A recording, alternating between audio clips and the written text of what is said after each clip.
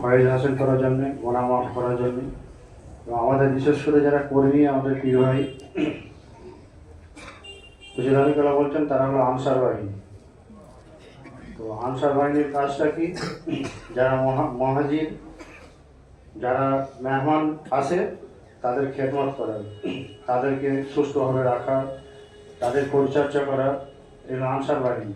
এই আনসার বাহিনীর মর্যাদা আল্লাহর কাছে এত বেশি ছিল, রসুল বলেছেন যে আনসার বাহিনীকে আল্লাহ তাআলা তাদের গোনা এমনি মাফ করে দেন, তাদের হিসাব নিকাশ হবে না।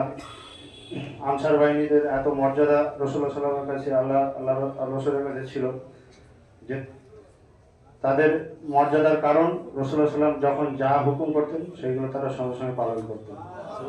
একবার রাসূলুল্লাহ সাল্লাম বললেন যে মুহাজির যারা এখানে এসেছেন, যারা হিজরত করে এসেছেন মদিনা শরীফে, যে তাদের ঘর নেই, বাড়ি নেই, জায়গা নেই, জমি নেই, আনসার বাহিনী মদিনা শরীফে যারা অবস্থান করে তারা হলো আনসার বাহিনী। বললেন যে তোমাদের কাছে যা আছে তাদেরকে ভাগ করে দাও। তখন সেই আনসার বাহিনী কী করলো? তাদের জমি, যেগুলো ভালো জমি, উর্বর জমি, সেইগুলো সেই মুহাজির সাহাবীদেরকে দিয়ে দিলেন। অনেকে আছে যাদের দুটো স্ত্রী আছে, তারা একটা স্ত্রীকে তালাক দিয়ে যেটা সব থেকে সুন্দরী স্ত্রী সেটা তাকে দিয়ে দিলেন। ঘর বাড়ি, যেটা দুটো ঘর আছে, একটা ঘর তাদের ছেড়ে দিয়েছিল। সেই জন্যই তাদের এই মর্যাদা। এই কর্মীদিকে ফরিদুল্লাহ বলতেন যে এরা হলো আনসার বাহিনী। তো আনসার বাহিনী আমাদের কাজ হবে যেসব মেহমান আসবে তাদের খেদমত করা। সেই জন্যে আমাদের সবসময় খেয়াল রাখতে হবে যে আল্লাহ রসুল কামেল মোর্শেদের যে হুকুম, সেই হুকুমগুলো যেন আমরা ঠিকঠাকভাবে পালন করতে পারি, আদব রক্ষা করতে পারি, সেগুলো আমাদের সর্বদা চেষ্টা করতে হবে। সমস্ত কর্মী সমান, যত কর্মী আছে সবাই একরকম শক্তিশালী নয়, সবাই একরকম কাজও করতে পারে না। একটা রাজ্য চালাতে গেলে, একটা যুদ্ধ পরিচালনা করতে গেলে সেখানে সব রকম লোকের প্রয়োজন হয়। সৈনিকেরও যেমন প্রয়োজন আছে, রান্নার লোকের প্রয়োজন আছে, গোছা করার লোকের প্রয়োজন আছে, পাহারাদার দরকার আছে। এই দরবারেও সেই রকম আমাদের কর্মীদের বিভিন্ন রকম দায়িত্ব আছে। তারা সেই যার যে দায়িত্ব, সেইগুলো যদি আমরা ইনশাল্লাহ ঠিকঠাকভাবে পালন করতে পারি, আল্লাহ যেন আমাদের তৌফিক দেন, এবং সেই দায়িত্ব যদি আমরা ঠিকঠাকভাবে আল্লাহ রসুল কামেল মোর্শেদের হুকুমতে পালন করতে পারি, তাহলে ইনশাল্লাহ এই মজলিস, এই সালানা উৎসব ইনশাল্লাহ আরও বেশি সাফল্যমণ্ডিত হবে, এবং কামেল মোর্শেদের মর্যাদা, আমাদের দরবারের মর্যাদা বৃদ্ধি পাবে। আল্লাহ রসুল ততই আমাদের উপরে সন্তুষ্ট হবে, আমাদের গুনাহ মাফ হবে। কারণ পুশিদা হয়ে গেল, একবার একটা ঘটনা বলছেন।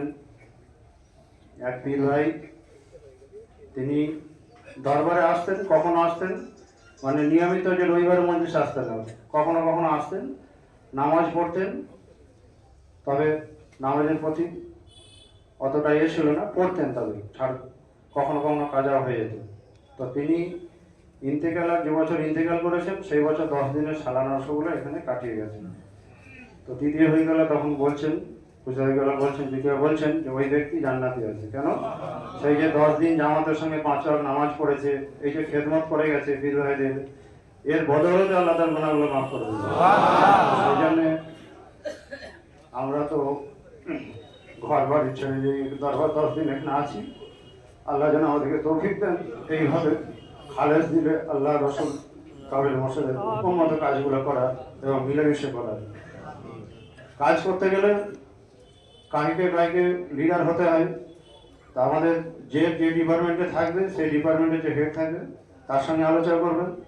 কিন্তু কোনো ঝঞ্ঝট ঝামেলা, বর্তমান পরিস্থিতি যা আছে সেখানে কোনো রকম উত্তেজিত ভাব, রাস্তাঘাটে অনেকে ধাক্কা লেগে যেতে পারে, অনেক কিছু হতে পারে। সেখানে তর্ক বিতর্ক না করে যদি কারো চোখে পড়ে, সেইগুলোকে সঙ্গে সঙ্গে থামিয়ে দেবেন, দরকার হলে আমাদের অফিসে জানাবেন। কারণ কোনো রকম ঝঞ্ঝট ঝামেলা এগুলো যেন না হয়, সেই দিকে আমাদেরকে সকলের খেয়াল রাখতে হবে। আর পীর ভাইরা যারা যেখানে থাকে, সেখানে যারা আমরা পাহারাদার আছি, যারা থাকে তাদেরকে সজাগ দৃষ্টি রাখতে হবে যে সেখানে কোনো আজে বাজে লোক ঢুকছে কিনা। কোনো সন্দেহ হলে তাকে আপনারা আটকান, আটকে তাকে আমাদের অফিসে নিয়ে আসুন, বা থানা থেকে যেসব যারা গার্ডে থাকে তাদেরকে হাতে তুলে দিন যে এই ব্যক্তিকে আমাদের সন্দেহ আছে। কারণ আর প্রত্যেকের জিনিস আমাদেরকে খেয়াল রাখতে হবে, যে যার জিনিস নিজের হেফাজতে রাখতে হবে। আমরা অনেক সময় বেশিরভাগ মোবাইল চুরি হয়, বর্তমানে মোবাইল প্রত্যেকের কাছেই থাকে। তো সেইগুলো অনেক সময় দেখা যায় গোসল করার সময় কি হয়, কাপড় জামা খুলে আমরা গোসল করছি, তারপরে দেখা গেলো কোনো একজন অপরিচিত ব্যক্তি, সেও তো টুপি মাথায়, তাকে কে চিনবে, সে কি করলো, সে কাপড়গুলো নিয়ে চলে গেল, তার ভিতরে টাকা থাকে, মোবাইল থাকে, এইভাবে প্রতি বছরই হয়। সেই জন্য আমাদের সকলকে খেয়াল রাখতে হবে এবং সাবধানও করতে হবে।